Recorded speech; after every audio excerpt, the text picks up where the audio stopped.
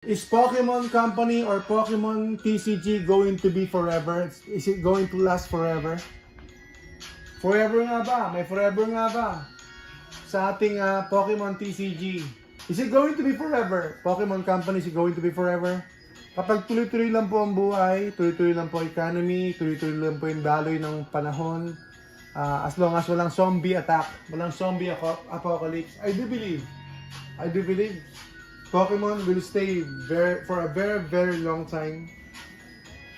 Hindi naman siya matatabunan ng AI, no? Hindi naman siya matatabunan ng ano ba 'yon, TCG packet. So hindi naman kasi siyempre gusto ng mga tao pa rin yung cards. Gusto pa rin ng mga tao yung mga cards. Gugustuhin pa rin nila 'yon kasi tangible, collectible asset, mahahawakan mo, makikita mo, hindi lang po sa monitor, hindi po tulad ng mga NFT. Tingnan niyo po yung NFT ngayon. NFT ngayon sobrang wala nang halaga yung NFT ngayon. So it's just hype, parang hype lang yung NFT. So based po lang sa opinion ko at saka sa mga nakikita na mabasa ko. So lumalabas yung NFT ay ayan,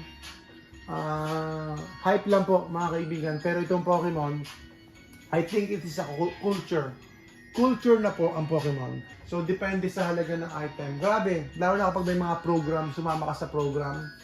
Pag sumama ka sa mga program ng mga platform, may mga fees sila. Plus yung ads, may mga ads din. Kung mag-ads ka, then syempre, bawas kita yon, bawas dagdag sa gastos yon, mga kaibigan.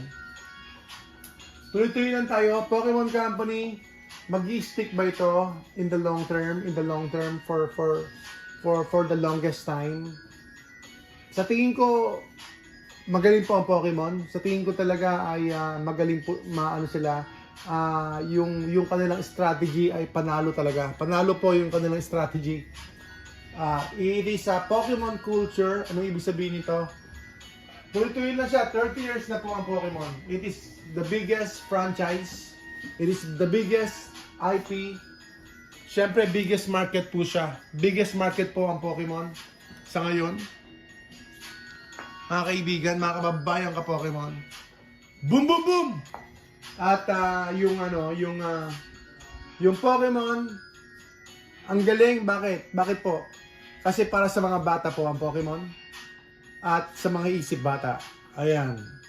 So, mauna muna tayo, bata, di ba? Yung mga bata, mahilig sa Pokemon, bibili ng mga mumurahing Pokemon, o kaya mga bulk, mga common cards, o kaya kakabili ng isang packs, depende sa magulang nila kung ibibili sila, o kaya mga sa bangketa, mga fake.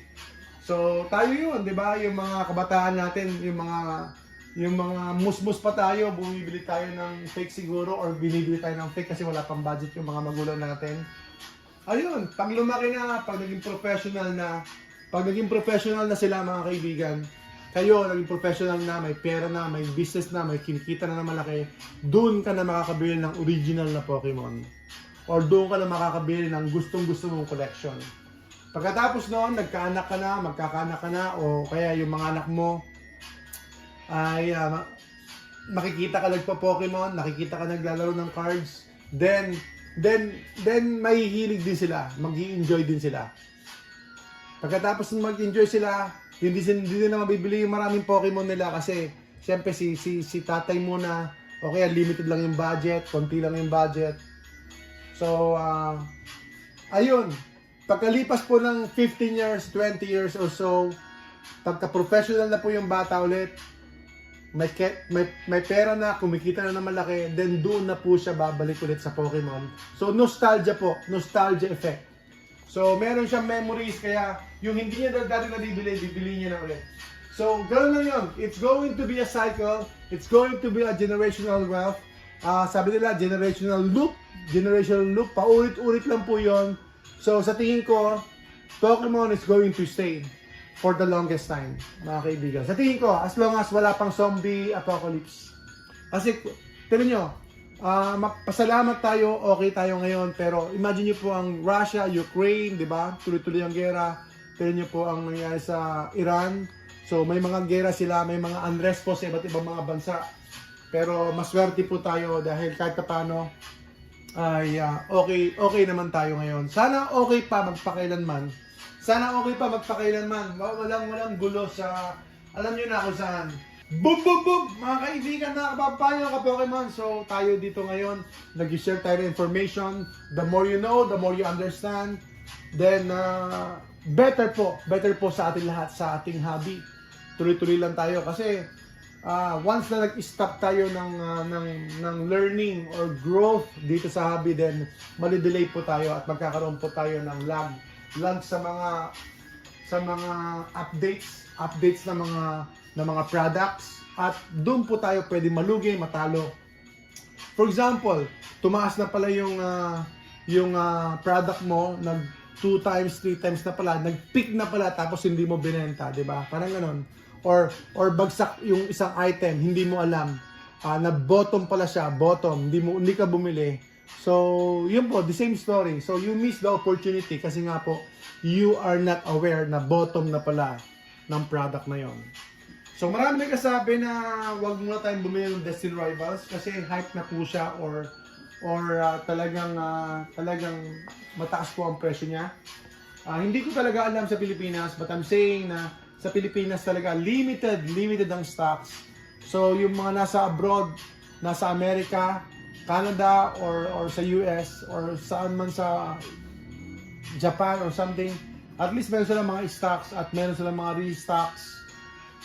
At kaka-restock lang po ng Destiny Rivals based po sa reports, pero meron ba tayo natanggap na booster box? Parang wala rito sa Pilipinas. Ewan ko lang. Pero kung meron man, limited lang mga kababayan ka-Pokemon. Kaya sila po ang una sa supply run, sila po ang unang makakatikim ng restocks or resupply. Especially po sa Ascended Heroes, everything, pag nag-release na po yung mga products, nauuli na po tayo sa mga resupply at saka restocks. At saka syempre, hindi naman talaga makasabay ang Pokemon sa demand. So I do believe, let's go back, based po sa history, based po sa strategy ng Pokemon, tuloy-tuloy siya, magaling po sila. Yung nostalgia effect nito, at kahit magsara mismo or mabankrupt yung Pokemon Company, still may mga tao pa rin magiging mahilig po sa Pokemon. Siyempre yung mga sealed products ngayon, magiging scarce po siya, magiging collectible po siya over time. Kasi nga po, mas lalo nga siguro magmahal kapag nag-bankrupt ang Pokemon Company. Pero that's near impossible, almost impossible. Kasi nga po, they won't throw that to waste, yung kanilang IP. They won't throw that to waste.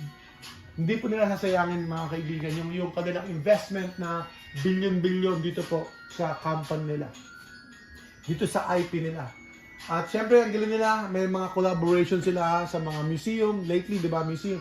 Saka yung Van Gogh, so 7-Eleven, may mga collaboration sila sa mga bigger companies. So, ang galing nila. Ang galing na kanilang strategy.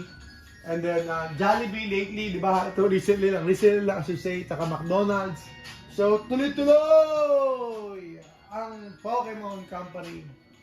So, doon po tayo nag-invest sa company, sa kanilang products, sa kanilang potential, sa kanilang growth, sa kanilang strategies. Doon po tayo nag-invest, not just on the product itself, but the brand of the Pokemon. Yeah, brand ng Pokemon. Including the company. Good vibes lang tayo rito. Hindi po tayo nag-i-spread ng hate. Hindi po tayo nag-i-spread ng kung ano-ano na hindi po positive. Positive lang, mga kababayan ka Pokemon. Let's go! Boom, boom, boom!